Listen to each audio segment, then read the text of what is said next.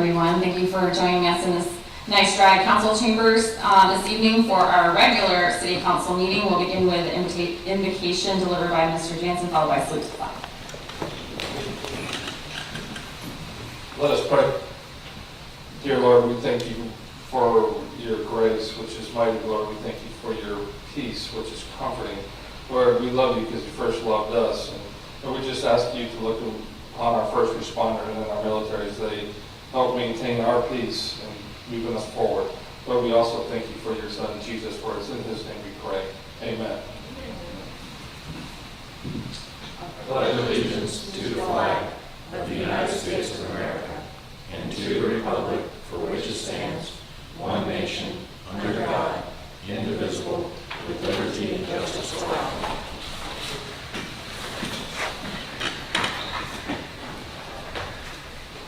This meeting is called to order. Madam Clerk, can we get a roll call? Councilmember Dumont? Here. Councilmember Golding? Here. Councilmember Jansen? Here. Councilmember Meza? Here. Councilmember Nichols? Here. Councilmember Stokes? Here. Mayor Hoffman? Here, we have a quorum. Item A, under approval of minutes. Move that we approve the minutes from the regular city council meeting held on September 7, 2021. Second.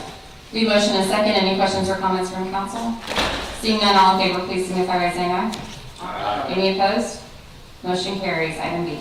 Move that we approve the minutes from the special city council meeting held on September 8, 2021. Tentative budget adoption. Second. We have a motion and second. Any comments or questions from council? Seeing none, all in favor, please signify by saying aye. Aye. Any opposed? Motion carries. Some very exciting announcements, and I'm not even being sarcastic about that. So I'm going to go first because I'm really excited to announce that after months, maybe years, our new website is finally rolling out, and that is going to be coming out on Wednesday.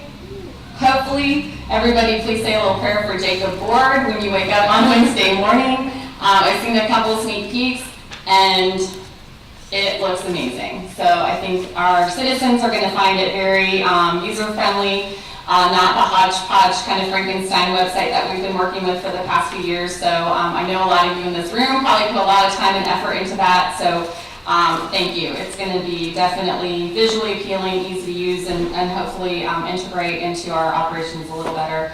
This past weekend, we had FinFest, which was a new event for us here in Jacksonville Beach. I went down there on Saturday. I think a few of my colleagues popped in there too.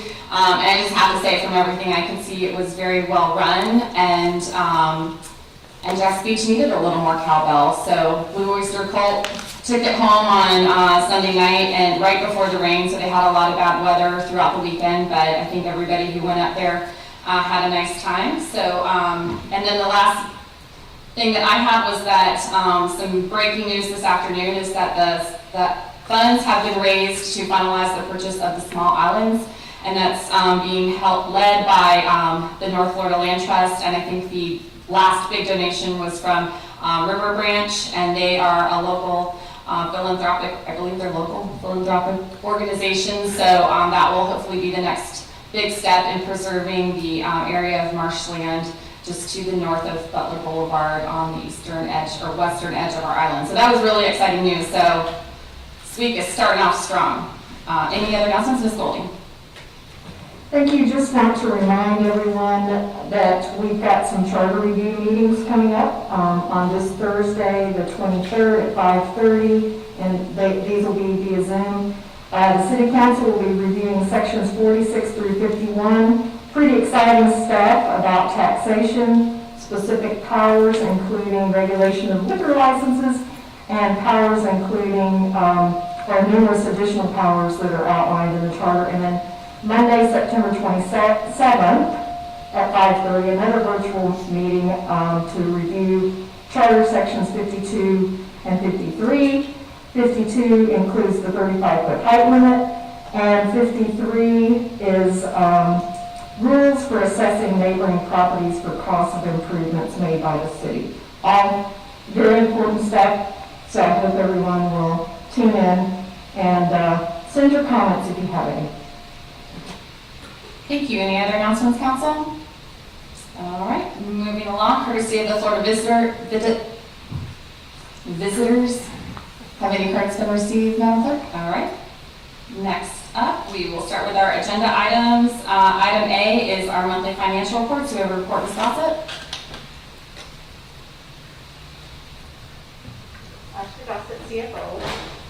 This agenda item is the monthly financial reports for August as required by charter, prepared by the Finance Department for City Council.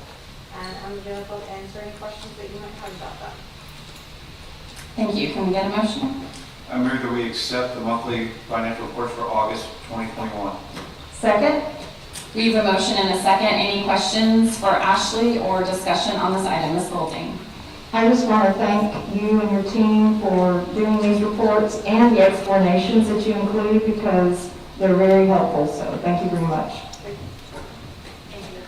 Thank you, Ms. Golding. Any other comments or questions? Madam Clerk, can we get a roll call?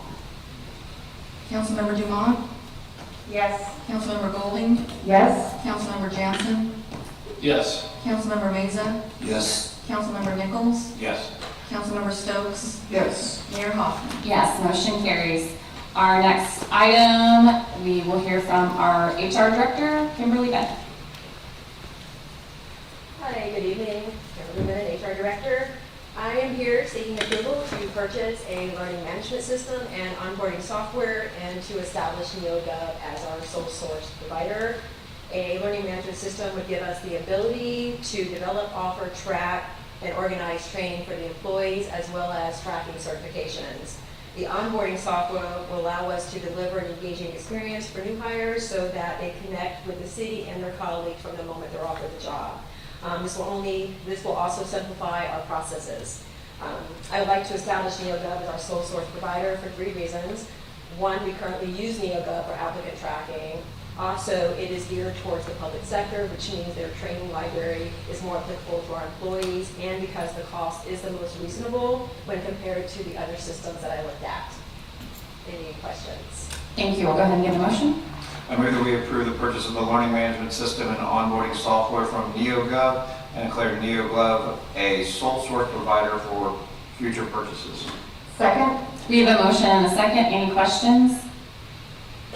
Ms. Golding? Kim, so I see that this is for 3 years, and so the payments are spread out over 3 years. What are our thoughts about beyond 3 years? I would hope to keep it going as long as it's being utilized. I think it's something that we'll need continuously, especially the training component of it. And we could expect the cost to be the same as what we're seeing for each year that we're going to be paying, or do you know? I would assume it would go up a little bit every year. Okay. And then I assume they're gonna have do some training or whatever to like train you on how to use the training Yes. software?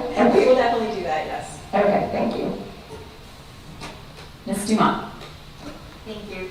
Does it integrate with the ERP system? It will not integrate with it, but they also don't offer that as part of the ERP. It will be a standalone. Okay, thank you. Any other questions from council? Madam Clerk, can we get a roll call?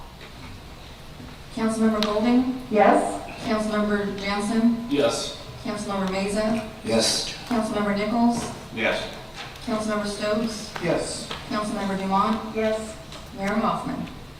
Yes, motion carries. Item C. Here it comes. 5 folders, 5 items. It's just going to park it up by the podium. Dennis Barron, Public Works Director, please tell us about this issue. Dennis Barron, Public Works Director. The very first item we have for your consideration is a reinforced concrete medium barrier project. This began with some questions from the CRA board asking us to take a look at the barrier, the reflector barriers that are at South Beach Parkway, and try to come up with something different, more decorative and not ugly, quote ugly. So, yeah, we did that, and we did that by actually going back to the original plans that were drawn for that, and there was supposed to have been a barrier wall put in that location rather than these reflectors. So rather than recreate the wheel, we drug out those plans, we looked at them. We put them together and come back with a cost. We went through the CRA board, asked them for approval to appropriate those funds.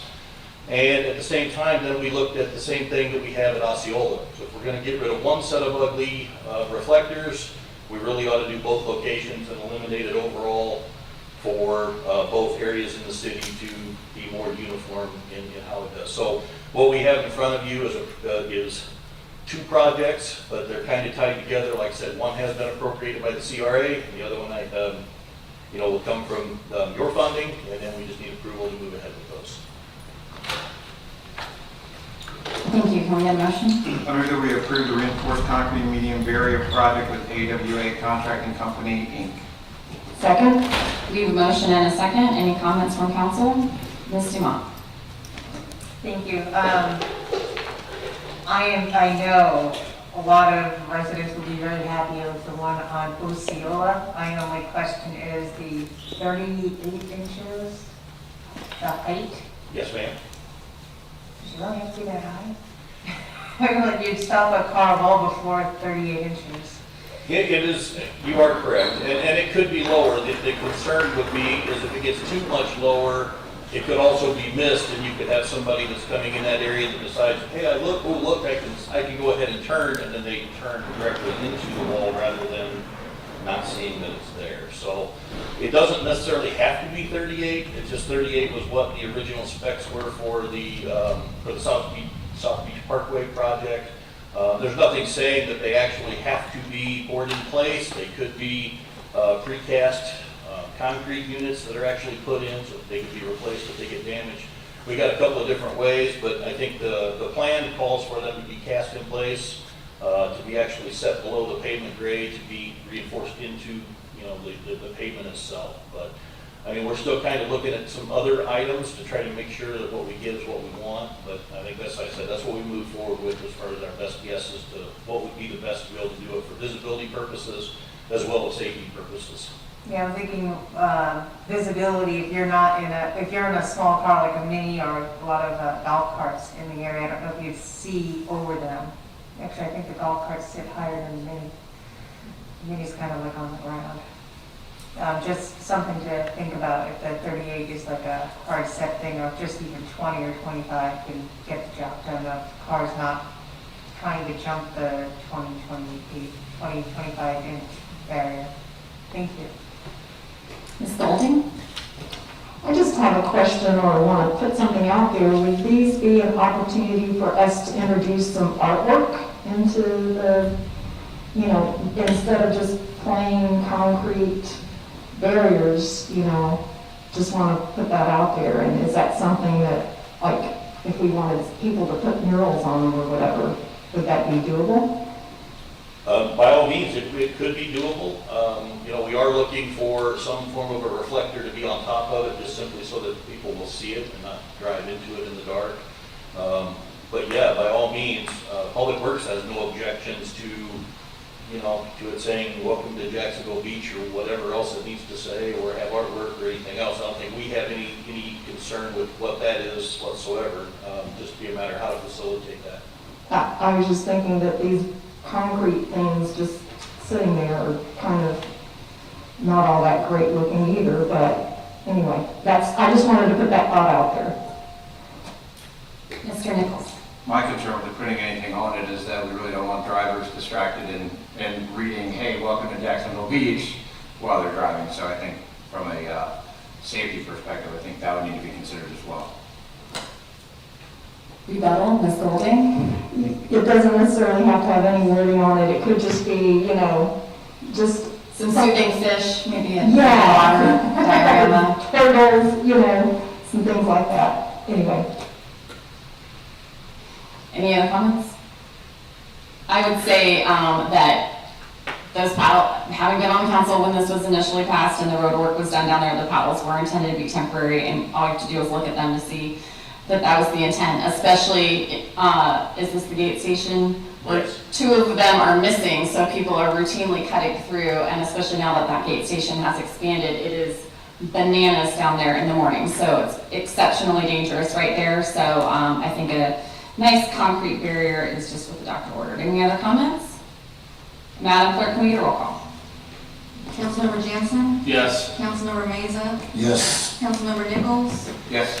Councilmember Stokes? Yes. Councilmember Dumont? Yes. Councilmember Golding? Yes. Mayor Hoffman? Yes, motion carries. Item D, Mr. Barron. All right, I'm back again. Actually, I don't get to leave for 5 items. So this is my second item. This is a routine maintenance program that we do for elevated tank maintenance. It's a 5-year contract. Our 5-year contract is up. This is actually approving a contract with our existing vendor as well as a backup vendor in case we end up needing it. I know on one of the items, the elevated tank maintenance says TBD, and that was to try to avoid some of the situation that we've had where we were looking at very low prices put into the budget for one single sway bar, one single rod, one single whatever, and then multiplying it up exponentially based on it. So that'll still be handled as it has been. It just won't be, it wasn't included as part of a bid because there's not really a way to bid it other than bidding each individual item. Thank you. Can we get a motion? I move that we award RFP 05-2021 elevated tank maintenance to Tank Rehab LLC primary and Utility Services Co. Inc. secondary. Second. We have a motion and a second. Any questions or comments from council? Seeing none, Madam Clerk, can we get a roll call? Councilmember Meza? Yes. Councilmember Nichols? Yes. Councilmember Stokes? Yes. Councilmember Dumont? Yes. Councilmember Golding? Yes. Councilmember Jansen? Yes. Mayor Hoffman? Yes, motion carries. Item E. Okay, this is the biggest item, of course. This is actually to approve and award a construction contract in the amount of $5.254 million total, involving Hanson as our engineering contractor, as well as Callaway Contracting Incorporated to construct the Jacksonville Drive Ocean Terrace Drainage Improvement Program. This pretty much covers from America to South Beach Parkway, going from Jacksonville Drive going north. This also does include a first section of the 8-foot trail on the south side of Jacksonville Drive as part of that project. And like I said, again, this is another item that went through CRA appropriations, and it's another project that was budgeted through them, and this we're moving it ahead. Thank you. Can we get a motion? I move that we award bid number 2021-09 Ocean Terrace Drainage Improvements, Jacks Drive to Callaway Contracting Inc. and Construction Administration Services to Hanson Professional Services in the amount of $5,254,066, including contingencies. Second. We have a motion and a second. Any discussion or questions from council? Mr. Nichols. I just noted in the Callaway is, I believe, is spelled incorrectly on the agenda. Thank you. Ms. Golding? Yes, you're right. Callaway should be C-A-L-L-A-W-A-Y, right? Yes. Okay. Couple of things I wanted to bring up. In looking at the revised addendum number 1, question number 2, there was the comment, I just wanted to point this out from Callaway, that they mentioned that availability of skilled workers is becoming a very serious problem. And we all know how that's impacted us with regard to our waste. So just wanted to give Mr. Barron an opportunity to talk to us about that and how we're gonna manage that if that becomes a big issue. Yes, Ms. Golding. So the original engineer's estimate for completion of this job as we were sending it out to bid was 270 days. Their best guess when they provided their response was they were asking for extended to 380 days. Upon reviewing it, we come back and settled it on 365 days. So some of that is based, the increase from 270 to 365 is based on the potential for having some issues being able to keep and have manpower on that. So how we usually manage that is, since we know it's a 365 calendar day job, we start tracking. They'll ask for additional days based on rain days or non-construction days, or when they get into utility interferences that weren't identified previously, some other unidentified and unexplained slowdowns or shortages that come in. So most of the time, if the project comes over, we still have to come to an agreement of the appropriate number of days to be able to complete the project. So overall project should be 1 year from start to finish.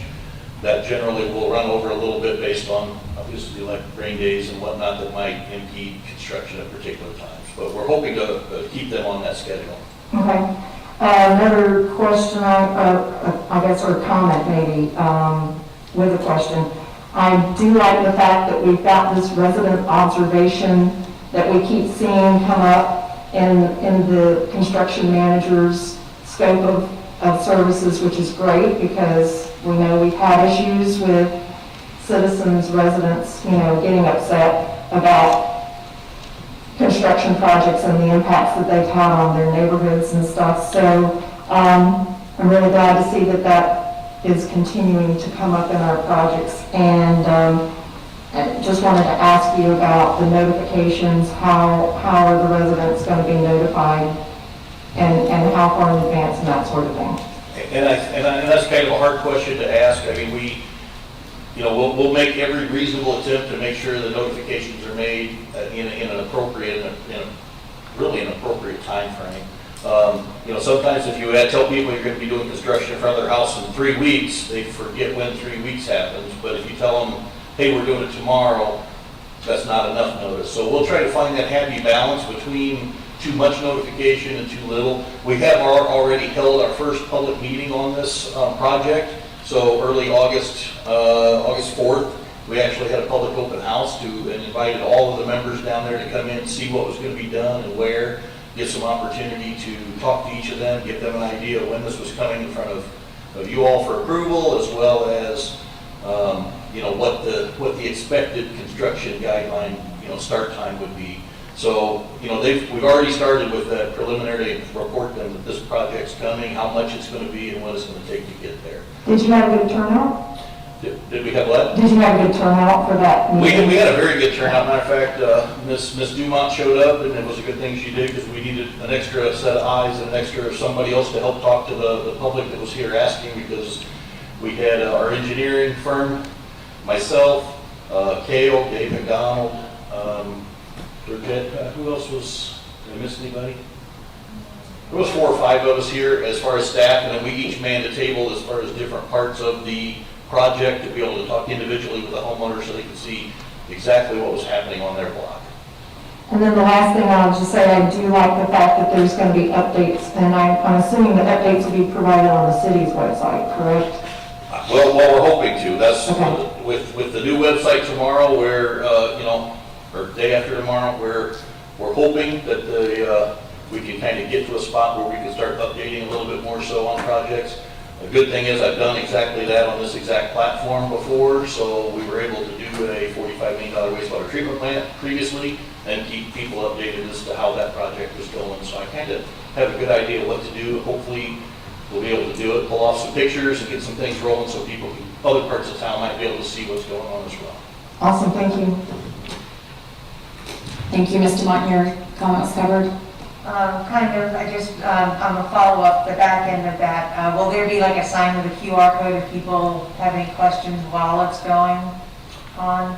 Parks and Rec is doing a great job with their QR codes, so just like a thing, so if somebody has an issue, they can just click that and it automatically will go to the right person within the city that they can address any concerns. Let me work with Jacob on that. I know he did that for the dune protection piece that we did, but that was pretty much just standard information as opposed to information that needed to be updated. I know he did tell me that information could be updated on that, so it might be a good idea. Let me work with him and see how full his plate is and whether we can work that into the communication and then provide it to those people as well. Thank you. See no other comments, Madam Clerk, can we get a roll call? Councilmember Nichols? Yes. Councilmember Stokes? Yes. Councilmember Dumont? Yes. Councilmember Golding? Yes? Councilmember Jansen? Yes. Councilmember Meza? Yes. Mayor Hoffman? Yes, motion carries. Item F. For those that did not know, this is the final council meeting before the change of the budget year, which is kind of why I'm here with all these items. So I apologize for having so many at once. This wasn't what was planned, but this is kind of how it fell out. So The next project I have in front of you is bid number 2021-12, which is our normal 2021 water main improvement project. This is the routine project that we do every single year where we pick on small mains and additional infrastructure improvements as far as water and or collection sewer lines that need to be replaced in different areas. This is continuation of what's been in the CIP book moving forward as we get here. We did add 3 alternates as part of this project, which basically added a few extra blocks of work upon discovery and providing all the data back. We discovered that our original intentions weren't the best and we needed to really improve those. The map that's up here kind of shows those couple of them that are down near 21st Avenue South. It's an extra block east as well as an extra block south as part of that one. And then installing a water valve at 2nd and 19th South, which is just a single valve to go in as part of this project as well. So, Can we get a motion? I move that we award bid number 2021-12 for fiscal year 2021 water main improvements to Mar Homes LLC, doing business as Mar Construction and Construction Administration Services to Jones Edmonds, and the total amount of $927,753, including contingencies. Second? We have a motion and a second. Ms. Dumont? This is basically the same question I ask every time we start looking at sewer lines and water mains. How are we doing with being more proactive than reactive? Last week or the week before, another one collapsed in North Jacks Beach in these areas. I don't know, do you have it in GIS, the age of the pipes and which ones are reaching the end of their livelihood so we can start replacing them before they break? We do, and we have started getting a lot of that data collected. This also will help go into our asset management too, to help work with that same process. But what I'm trying to get to is a point where we're instituting more programmatic approaches to try to just set a particular dollar figure and say we're going to spend X amount of dollars doing water mains, X amount of dollars doing sewer lining or replacement, and then try to just routinely do that. Unfortunately, one of the costs of becoming a debt-free city has come at some of our infrastructure replacement projects. So as we proceed forward, I'm going to start developing a little bit more robust program. Of course, this is all coming in on the cusp too of our sewer master plan, our water master plan, and our stormwater master plan, which will also help to identify those problematic areas where we have issues and problems that we know about, as well as being able to identify those that we may not be aware of because we have aged pipe in a particular area that we just aren't aware of or don't have problems with. But we will slowly begin to be able to collect that data so that if we have continuations of projects, we can move them up in the chain to be able to get them done completed quicker. That makes me happy. And then I just have a odd little question. How did 36th Avenue South between Ocean and First get identified? It just kind of seems there's nothing else around there. And Yeah, I'm thinking those pipes would be the same as the pipes in the street north of it, south of it, and west of it. And I think because of it just being inserting a 12-inch valve in that area, I think it was probably due to control. When we had an issue somewhere else, we found that we had to shut a larger section off and that we really needed a valve. Either we needed a valve there that was never installed, or we have one there that doesn't work. And so therefore, and it made sense as part of that project. It's the same kind of work and it's in line with everything else that they're going to be doing. So it just made sense to just add it into this project and be able to roll it out rather than do it as a standalone. Great. I look forward to the time when we actually have all of this logged and cataloged and everything is ready to go and you know year to year what we should be focusing on. Thank you. I bet Mr. Barron looks forward to that too. Ms. Golding? Yes, I noticed in the Jones Edmonds scope of services that they say that the city will be providing the full-time resident observation for the project. So could you just tell us what exactly the city will be doing since Jones Edmonds will not be doing that? And that will actually be our people in the field to actually assure that we're getting installed correctly and to our standards. Sometimes they don't necessarily do it the way we want them to do it. So, and we're trying to pick and choose what projects make sense for us to do. in-house if we can, and at the same time use for resident services, especially when they get to be the really large projects. This one, the largest area, will be in the Seabreeze area where we're doing several streets in that area. The rest of it will kind of be spotted around. So to assure that we're getting that communication piece done and we know what we're actually getting, it made sense for us to maintain that resident on this particular project. And so we'll be communicating with the residents ourselves and notifying them of the impacts to their Yes, ma'am. neighborhood and that sort of thing? Yes, Okay. ma'am, that's the intention. Thank you. Seeing no other comments, Madam Clerk, can we get a roll call? Councilmember Stokes, Yes. Councilmember Dumont, Yes. Councilmember Golden, Yes? Councilmember Jensen, Yes. Councilmember Mesa, Yes. Councilmember Nichols, Yes. Mayor Hoffman. Yes, motion carries. Item G. Item G, my final item for the evening. This is the next set of dune walkovers to be constructed in Jacksonville Beach. We had to pick a number to kind of get an idea to see what we could do budgetarily, because there's two different pots of money that this comes from as far as construction goes, so we chose the number 8. So overall, the total budget was $700,000, 500 in the CRA, 200 outside of the CRA. So we come in with these. This is a rebuilding of our final and fourth and final ADA dune walkover, as well as 5 others inside the CRA and 2 outside of the CRA. And right now, the way my chart has it out, I have that laid out for the next 5 years, doing 6 inside and 2 outside to be able to get through all of them and get back to the beginning. And in the last outlying years, we start to get into wholly city-owned dollars as opposed to CRA, because obviously we'll run out of CRA before we run out of city walkovers. That'll get through all 49 over the next 7 years. Thank you, Mr. Barron. We have a speaker card on this one. Kevin Brown, would you like to come up and address the council? Can state your name and address, and you'll have 3 minutes. Kevin Brown, 1833 Kings Court. Want to compliment you on the agenda here. Obviously, I spend a lot of time out there and looking at the list. Just curious that 16th Avenue is a access. I don't see it. I can't visualize it, but putting one there, that is a city access where a lot of people, especially Beaches Sea Turtle Patrol, gets down on the beach. The one at 16th is the one we're having issues with, and that is because the steps. But I heard Mr. Barron mention ADA.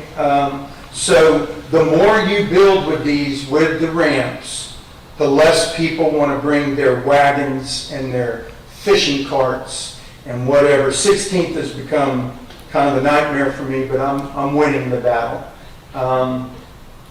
They're thin. I hope that y'all think about the width of it and the height. I really wanted to tell you, we did an experiment. We took, when they first renourished, within a month after renourishment, we took PVC pipes, we banged them in the middle of the dune, and we calibrated 4 feet. Our dunes, y'all, we can't find the PVC pipes. So they have grown, and they're probably over that. So when we do this, because we're going to be smarter about the future, I would think that wherever you get the elevation, I would go up at least 4 feet. And that way you're going to keep the sand underneath the walkover. We have been lucky. We got obviously 2 hurricanes back to back, 16 and 17. But when y'all choose to do this, these were some things that I thought would be important to know. I don't know if the engineers have figured that out. I know I'm in those things every day. While I got the chance, height and width, because that's another reason what I see people don't use them, is on the weekends when it is crowded, nobody wants to walk through 2x2. They all want to go through there 1 by 1. And so they choose to walk through our pipes, which y'all provided, through our ropes, which they provided. And I thank you again for supporting that project. I'm back to student manpower, and I'm ready to finish and plant more sea oats. We planted 1,000 sea oats. I would like to tell you that we are to the stage in the dunes where we are supplementing them.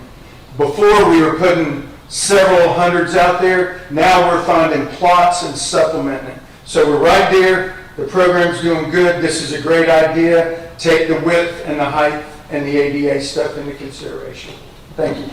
Thanks, Coach. Thanks for your service to our beaches. Can we get a motion? I move that we award bid number 2021-13 dune walkover construction to Bayshore Construction, Inc. Second? We have a motion and a second. Mr. Mesa. Question, so looking at the list, I know right on 3rd Avenue North, the dune walkover, one of the steps was replaced, but the past few months I've seen a lot of people trip. It's very uneven. I don't know if you guys looked at it, but I didn't see it on your Which one was that? I'm sorry. 3rd Avenue North. I'll make sure they get out and check it out. I even tripped myself. A lot of times what we're finding is we'll replace the treads, but what we're also finding is the stringers underneath are also bad. So then we end up having to try to block up additional wood on what's left of the existing stringers to be able to get a step in there. So they try to do the best they can as far as getting them level and even, but I can have them go check it out if we ever get any that are out of the ordinary. Of course, that's all it is just, we've got guys that are going out and trying to keep the rest of these all as manageable and operational as they can throughout the process until we can get them all replaced. Okay, thank you. Got it down, I'll make sure I get somebody out and check it out. Mr. Monk. Thank you. First, Kevin, thank you very much for everything that you're doing there. So this next part is kind of to alleviate a little bit of Kevin's concerns. The one at 16th is wider because it's ADA, but I also noticed there is sea turtle netting or mesh. Is it a metal mesh that's going to be so they can't get under the... I guess I'm not for sure exactly. It goes 2 inches below the sand, and then they said it was a solid piece. So it was just very interesting to me that they're trying to stop the sea turtles from being able to get lost underneath. To get lost underneath, yes ma'am.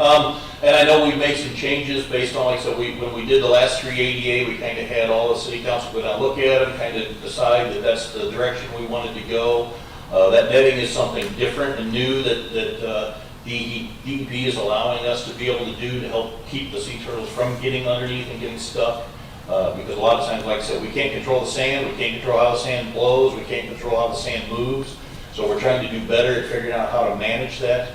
The 2 of these that have ramps, we actually have the final section of ramp as well as the final flat is of a different material than we've used on the rest of them to actually allow sand to go through. So we're hoping that the last section where we have now, where we get the sand built up right after they're built, this will actually let the sand go through and go back down to the dune itself and not just continue to build up on those ramps. So we're hoping this new alternate that we put into this bid is going to be a new product that we haven't used, but it's actually going to help prevent some of that sand buildup on at least the final ramp and then the final flat, but as you come onto the beach. Thank you. It says in the packet that the same standards are going to be used for 16th as the other ones. Does that include the material? Yes, ma'am. We have gone to that material specifically, so the same materials as we've done the last 3 ADA, that's the same materials we're requesting. I have also provided that to Spring Hill Suites, who has looking to permit to build their own walkover. I believe the intention is they're going to build it and give it to us, and so we interjected in immediately that says if that's what you're going to do, it needs to meet all the rest of our specifications, so I provided them a list of them, and then so that they can build it with the same materials. It'll look the same, it'll be the same. That way when they ask us to accept it, we'll be a little bit more willing to accept it. If they choose to build it like they want to construct it, we'll be asking them to continue maintenance on it forever because we won't want to take over the maintenance on something that doesn't match everything else. And then finally, 16th, that we all kind of claim the walkover that we use to the beach that's aligned with our house as our own. So 16th Avenue South is kind of like my walkover. It's the end of my road, and I was looking at the height elevations, and it is going to be very different than what people are used to seeing right now. So I just think that maybe, I don't know if we could, you know, draw a nice little picture or something, because the highest platform is what, 7.5 feet above the dune? No, It should be, well, the walking platform should be, the whole structure should be 3 feet above the top of the dune. right, and there's one that from the sand, from just the regular sand, it's going to be up there. I'm going, that's just going to be a wonderful place to watch the sunrise. But it's going to be very shocking for some individuals to go there. If you look at the ramp and how everything will be moving around. So I'll see if I can do some kind of a pretty picture and throw it out in a newsletter. I'll swing it by you first to make sure that it actually might look like that. Just to get people kind of in the right mindset as to what that might look like. And 34th Avenue, I don't believe is going to be as high. Because it's not ADA, it's just a ramp and a ramp. Well, it'll still be, Still they're still going to be built to that height. So, and actually these are going to be slightly higher than the ADAs we've already constructed, because DEP changed the height elevation of the dune, so therefore due to sea level rise, we've also had to accommodate that. So these walkovers are liable to draw some heat simply because they're now going to be big structures up and over the tops of the dunes.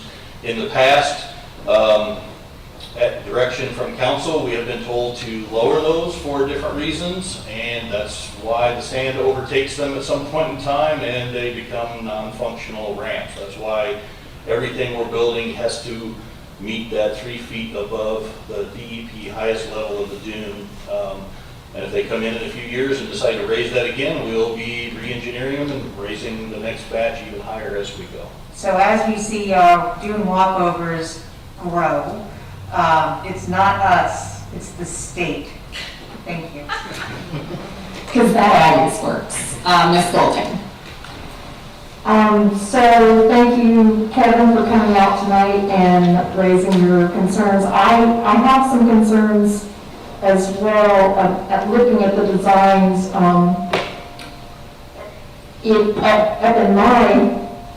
Near my walkover, we have a walkover at 16th Avenue North, and that we've talked about this, that doesn't have a ramp. And people are going through the dunes and not using the walkover. And so my concern is this, that I see a lot of these designs that are not ADA, right? They're adding steps because now we've got to raise the walkovers. So my concern is this, can we do something to put those barriers in that Mr. Brown has been working on? Because these walkovers now that didn't have steps before are now going to have steps, and I think we're going to have visitors trying to bypass the walkovers.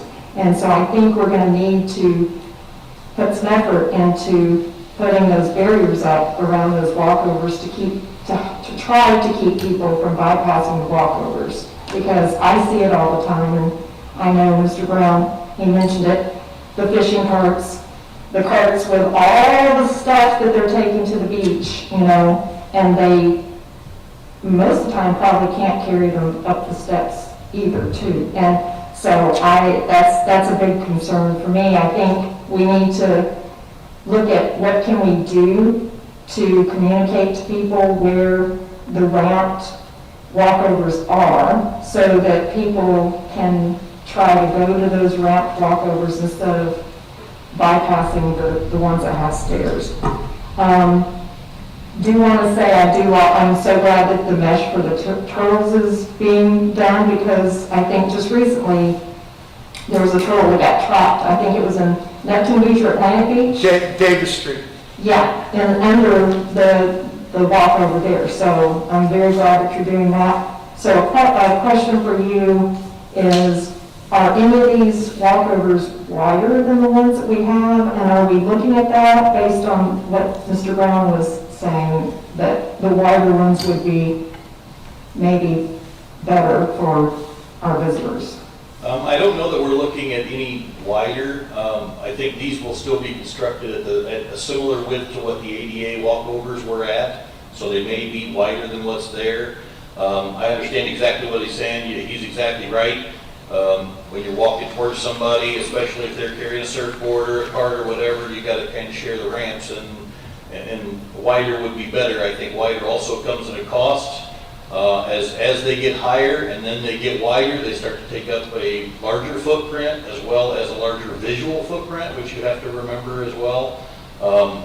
Because people will look to the beach and they're going to look this way and see a giant wooden structure and not be able to see the beach because of now they have a walkover there that's been buried in the sand for years. So I know reviewing the Spring Hill Suites design, they are requesting to put in an 8-foot wide walkover.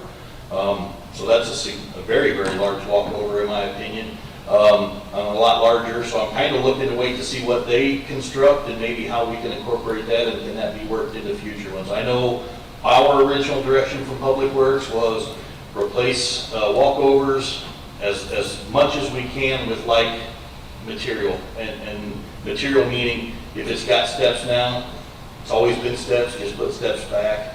If we can accommodate a ramp, accommodate the ramps. Unfortunately, like I said, as we go higher, 3 foot of elevation is going to add roughly 36 feet of ramp distance. So you're going to get to where we're running out of beachfront property to be able to get these zigzags down to keep them either ADA compliant or as close as you can. While not necessarily ADA compliant, we definitely don't want somebody in a chair, with a cart, with a buggy, with a stroller, head down a ramp that's at twice the slope of an ADA slope and end up having an incident based on the fact that it appears that it's an ADA ramp and they didn't know that it wasn't, and it wasn't able to accommodate. So we're trying to accommodate ramps anywhere we can and as much as we can. I don't disagree that the ramps become important. I had a beach day today, just like everybody else does, and carrying chairs and coolers and everything else. I get it. I watched a fisherman leave my location and go one access down to cross where there was a ramp. So obviously he knew where to park to bring his cart over. He didn't come to where I was at where there was stairs. So I get it. I just don't know exactly how to accommodate.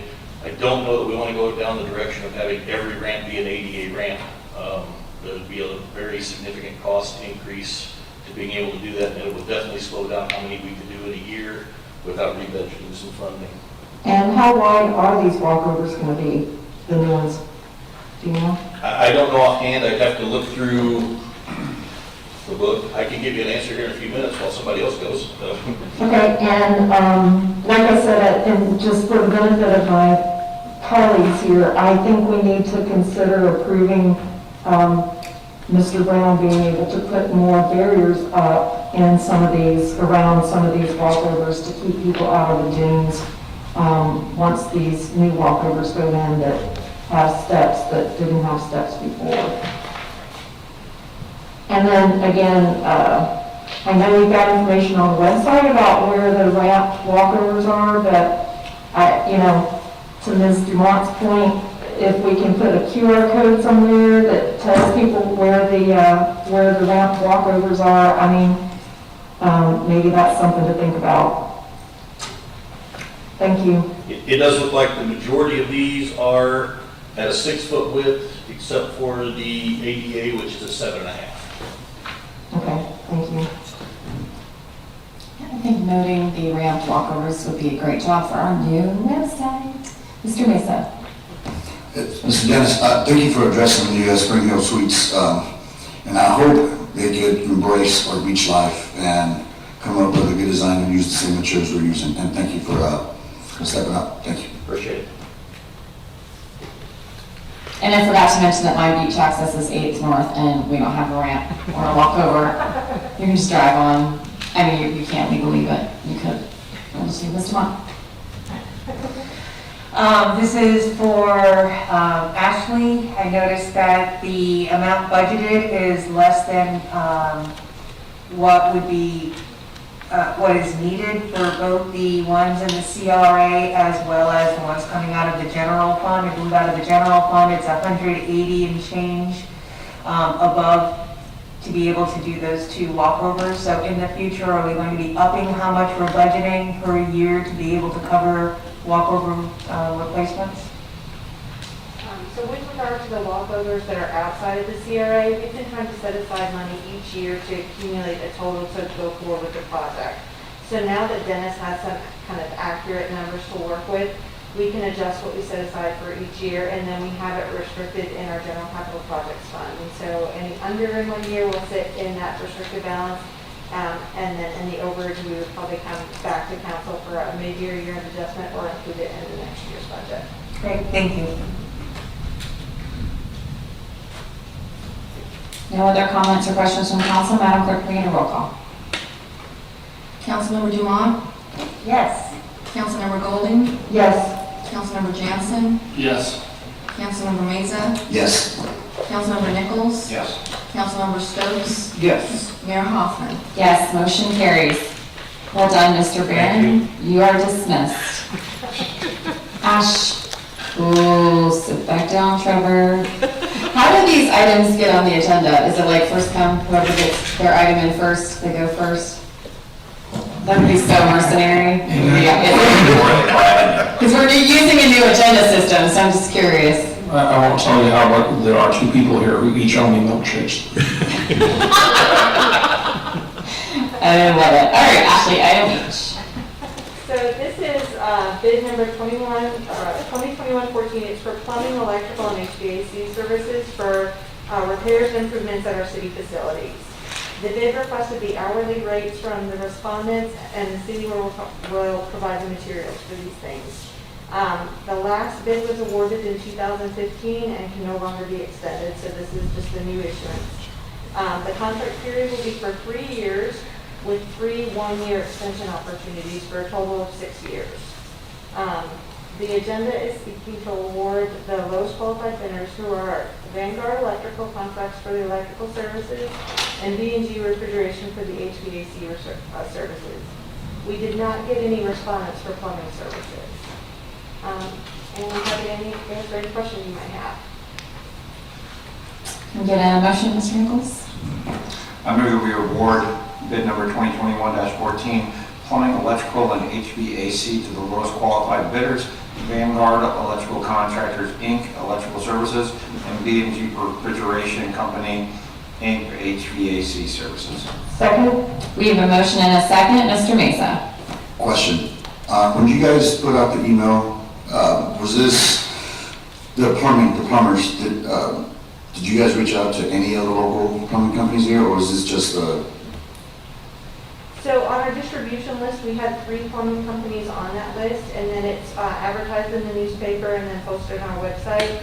After the bid closed and the cone of silence period ended, we did reach out to the plumbing company to kind of get an understanding about why we didn't have a response. And so it's disappointing that we didn't get a response, and likely in several months' time, we'll probably put it back out for bid. Okay, thank you. No other questions? Madam Clerk, can we get a roll call? Councilmember Golding, Yes. Councilmember Jansen, Yes. Councilmember Meza, Yes. Councilmember Nichols, Yes. Councilmember Stokes, Yes. Councilmember Dumont, Yes. Mayor Hoffman. Yes, motion carries. All right, Trevor. You gotta admit, for a 9-item agenda, this isn't too bad. So you were smart to save your milkshake for another award for the agenda. All right, item I. Good evening, Trevor Hughes, Superintendent, City of Jacksonville Beach Golf Course. We are seeking to approve bid number 2021-15, acquiring a continuing service contract for construction-specific items on the golf course. Items that we have budgeted over the next several years are, of course, routing and safety concerns. As you guys know, the golf course is built on a landfill. We have large areas of exposed glass and trash that need to be cleaned up. We will be looking to address those areas. Also, other areas that need to be addressed are drainage concerns, drainage issues, updating our irrigation system, and I'm here for questions. Can we have a motion? So I move that we award bid number 2021-15, golf course construction services to McCourt Golf Construction, Inc. Second? We have a motion and a second. Ms. Dumont. You guys are doing a great job on the golf course. I was out there, I guess, a couple months ago for putt Oh, help me out here. It was the putt, the kid Oh, the thing. long drive. Yeah, the There PGA were long three- drive. It was called three things. Putt, chip, and drive. That thing, yes. And it was thank you, I'm not a golfer. But I did learn a lot about golf on that day. So you guys are doing a great job. I just want to extend my gratitude to you and Jason and the whole team on what a great job you did with the playground information session this past weekend and how that information is still out there for the rest of the week. So if people have questions, you can just pop into the Parks and Rec Department and people will be happy to answer your questions. But you guys are doing a fabulous job. Thank you. Any other comments from council? And I apologize, I forgot to mention that during my announcements, but I think I told you guys all how well done that was, and I'm so excited about the new Sunshine Park. Anybody else? Clerk, roll call? Oh, wait, yeah, we did do a motion. Councilmember Jansen? Yes. Councilmember Meza? Yes. Councilmember Nichols? Yes. Councilmember Stokes? Yes. Councilmember Dumont? Yes. Councilmember Golding? Yes. Mayor Hoffman? Yes, motion carries, and seeing no other business, our meeting is adjourned.